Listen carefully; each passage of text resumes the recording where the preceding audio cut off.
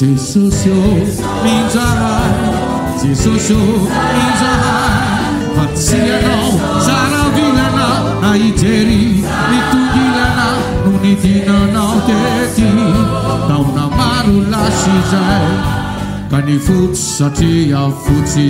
tena taonao be arena anamparany ny herini anamparany ny herini fa ny mainty satria mainty de mangataka zay vomena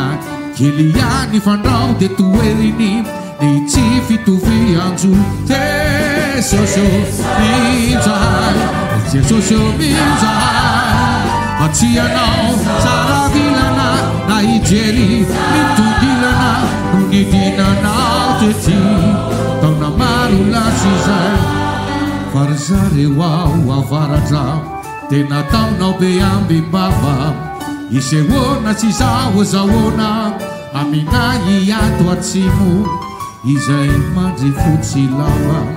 fa tsy misy ny atompona ka nefa tena nona tsy kepaka toko Jesosio minzahai Jesosio minzahai fa tsy zany velively no nidinanao tety ka ny noelinay engane o noely o feno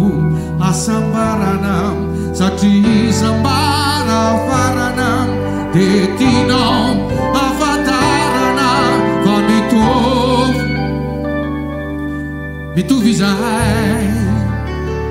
fa mitovy izahay ety